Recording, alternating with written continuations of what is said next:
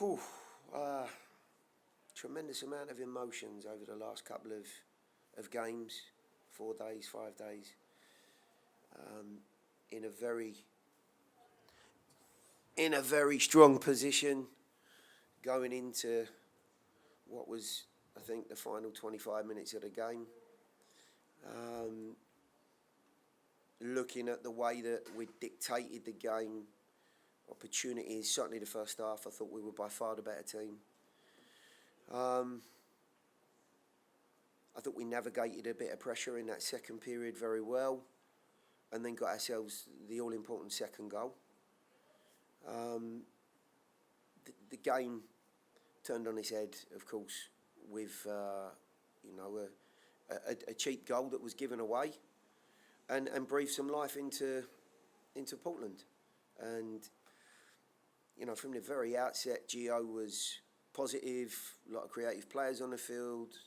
Watched plenty of their games. They're an enormously talented side, and to be 2-0 up and in such a strong position, it was, of course, exceptionally galling to come in and only grab a point out of this.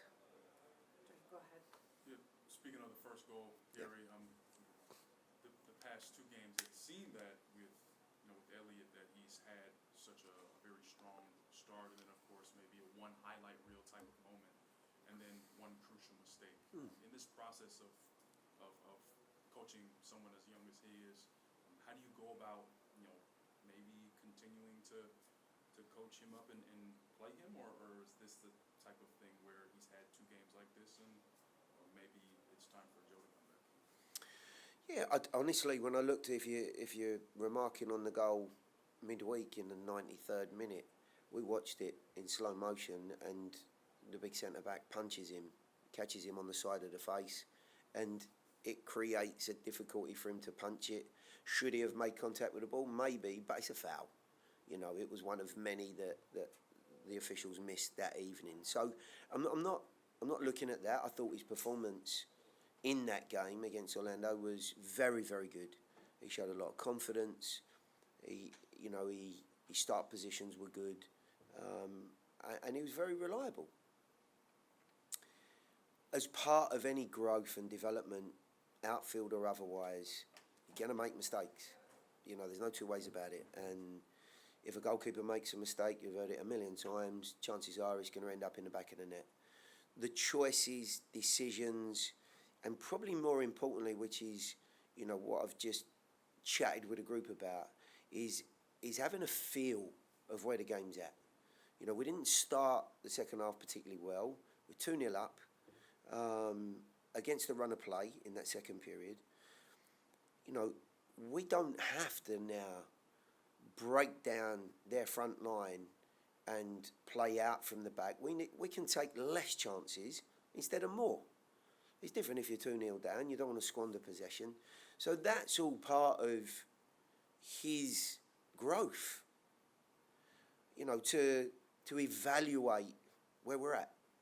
And quite frankly, it was a ball that just needed to be cleared. There was little need to try and play round that front line, and it changes the face of the game.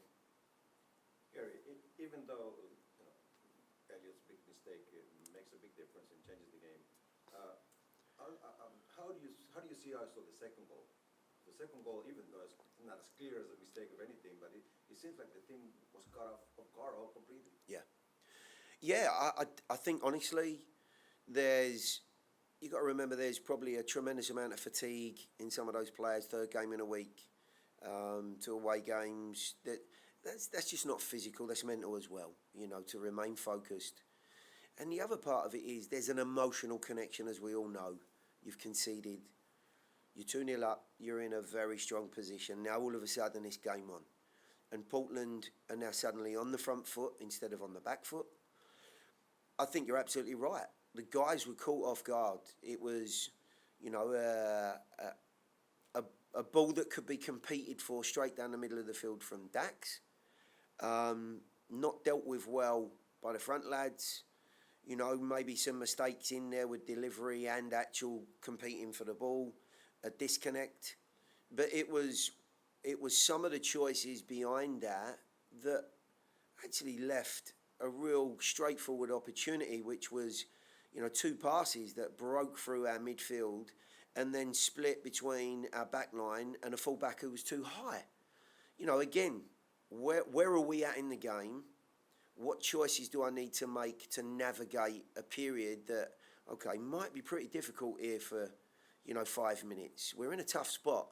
We've suddenly gone from being in a really strong position to one that our opponents now believe they can get back in the game with. So I think, on reflection, when the guys go away, there'll be some players there thinking, I could have made a more sensible and reliable choice there. And when you look at the way the goals were given away, Gio will look at them and be absolutely delighted, of course. The second goal, we'll say, was a quick action. And I'll say, we're better than that. We should be far more organised and prepared, and for the most part we were, but it's amazing the decisions and choices people make when all of a sudden there's a little bit more pressure than there was but 5 minutes before that. Gary, you touched on, obviously, the giveaways and how you guys have taken care of the ball. That plus the topic of poise in front of goal, you do have opportunities, particularly in the first half. Do you feel like you guys have perhaps maybe been stagnant or maybe even been regressive in that way?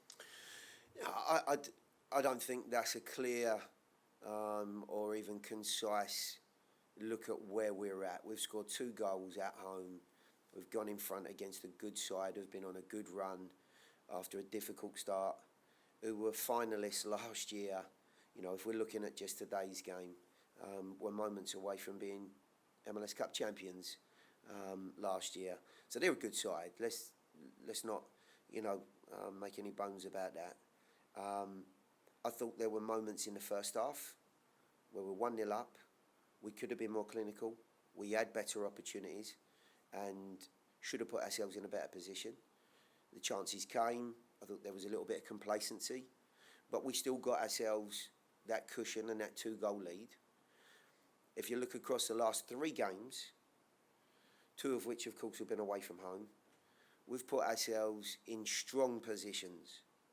Obviously, the DC game, going 3 goals to the good, going in front against Orlando and playing very, very well in the first half. And a big part of the last couple of weeks has been about, how do we take a grip of the game from obviously minute 1, and how do we put ourselves in a strong position so that we're going to hopefully go on and win it, but for sure get something out of this game. And you've got to have control. We've done that in the last 3 games. Something's really said today that we've not seen too often, fortunately, and that's to squander a 2-goal lead. And truly, the first one, of course, is a bit of an anomaly. I doubt we'll see Joe or Elliot do it too often. Likewise, a lot of other goalkeepers, because they normally learn from their mistakes when they give a goal away like that. So it's hugely frustrating. But in terms of we've made positive steps from the last 2 home games against San Jose and Kansas. I think in leaps and bounds. We played with an extra attacker on the field today, a back 4, and we're far more aggressive in our outlook. And we got rewards for that. So I'm delighted that, we've seen those positive steps. Always lessons to be learned. Always. And today, they're very harsh ones. Gary, when you said that no disrespect to any team in the MLS, because I can beat you anywhere here or there, any given day. But when you go back to DC, the DC United game, and even the Colorado game, when the team went ahead, it was always ahead. And it never felt like Nashville was really in perils of losing those victories. It never felt like that. However, when you come back to Johnny's part, it seems quite the opposite. Is there anything that you're noticing? Well, I think there's a little bit of a common theme that we can look at. So if I think about some of the games here, 2-0 up against Atlanta, what happened with the first goal? It's a gift. We actually conceded against Montreal 2-0 up, if you remember the goal. Gift. Today. Gift. Teams are not working for their goals. And until we get to a point, again, where we put them in a position where they have to beat us. We internally we're saying, come and beat us. And I think we've certainly, in the last 2 seasons, created a little bit of an image of, once you go in front, it's going to be tough to score against them. Well, I think we've given away some very soft goals this year. That's brutally honest. Does it mean that we're playing poorly? No, it doesn't. And in fact, I think we've improved as a group. I think we're more capable, certainly more experience within the group, and our evolution is taking place. But it doesn't matter what sport you're involved in, if you don't make the opponent work too hard, which they didn't for the first goal today, then there's always an incentive. And the incentive was for them today, if we could keep going, which they did, so credit to them. They got their goal. It certainly wasn't how we would like it to have been. But now, we're gonna take a little bit more of a chance here. If we could put them under some pressure, maybe there'll be another opportunity for us. And, there's of course still areas of our game we can improve on. Am I frustrated and disappointed? 100%. Am I still looking at the group and saying we're more than capable of being in a very strong position come the end of the year? Absolutely. And do I think that there are still players in our group who are performing exceptionally well? Absolutely as well. We've just shot ourselves in the foot a little bit today, for sure. We have 2 more questions for those on the Zoom team. Go ahead. Gary, you mentioned the shape change for this evening. How much of that was a tactical choice because of what you were expecting out of Portland? How much of it was not having Alex available? Maybe not to give anything away, but is that something that you are looking at as something to be more frequently doing for Portland? To be honest, Tim, Alex's omission was unexpected. The mindset was always, we're coming back home. We were all frustrated with the way that the last 2 home games had gone. We've been exceptionally good at home. And the guys have put on some terrific displays and performances for this home crowd, who, by the way, were wonderful again today. So we all wanted to be aggressive, not just me. I had a good chat with some of the senior players, and it was about being on the front foot and trying to dictate the game. And I thought they did a good job of making that work. So it was a choice, and it wasn't forced. As far as the future, I think we've proven today that the opportunity is there to play that way again. We've performed admirably in a back 5.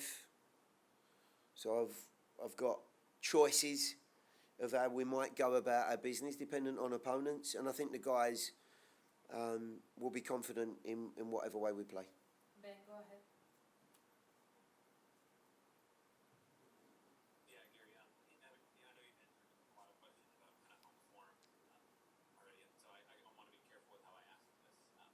And while you guys have only been beaten once at home the past 2 years, you've still only taken 10 points out of 21 potential at home. So I'm just kind of wondering, is that a concern, and how do you balance being hard to beat at home with trying to push for maximum points at home? Yeah, it's certainly not a concern.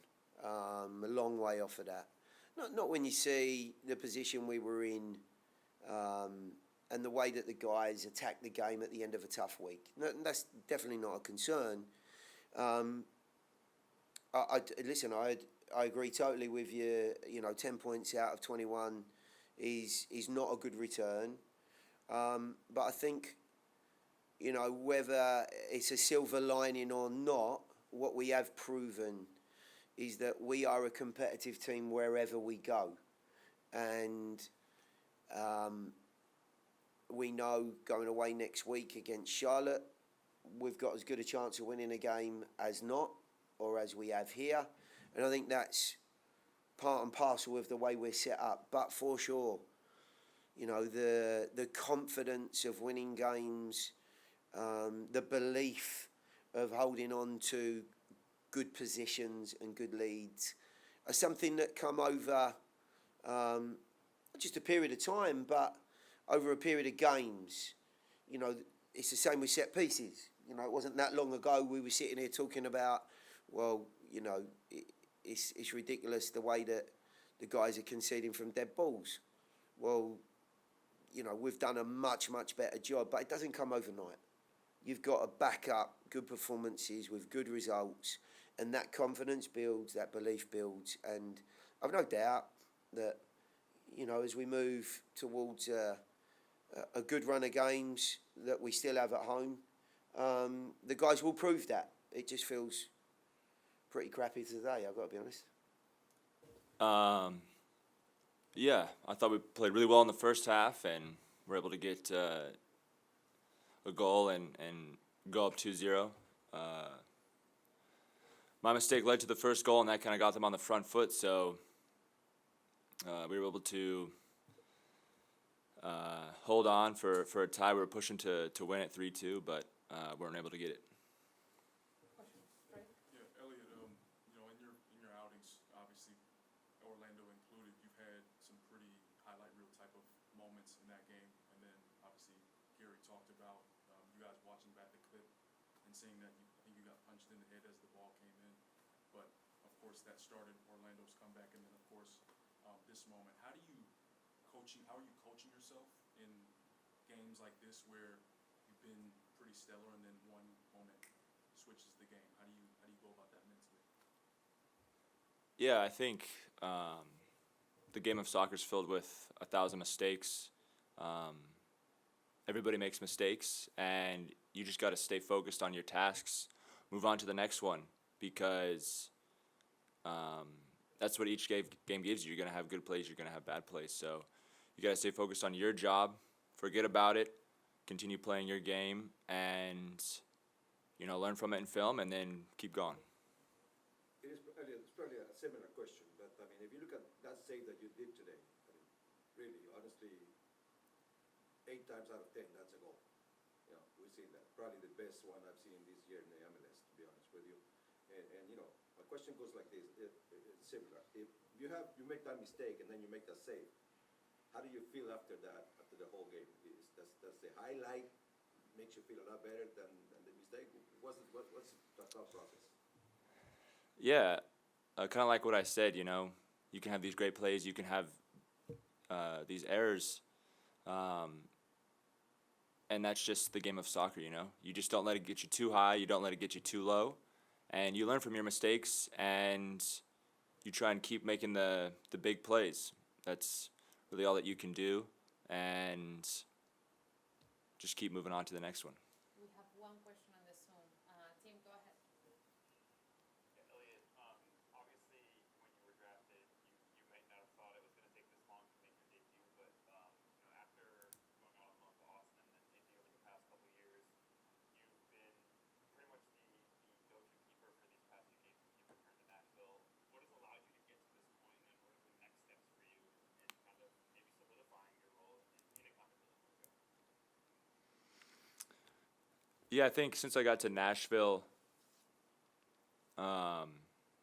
just learning from the coaching staff and from the senior players how to develop my game, what it takes to play at this level, and then also going out on loan, being able to handle the pressure and to be the starter in a team, even though it's in, you know, the second division, there's still pressure upon you to perform and to play well and to bounce back when things don't go your way. So those learning experiences from being on loan have been really valuable and have prepared me to play here. And I'm going to take everything that I've learned and continue to push and work hard and grow and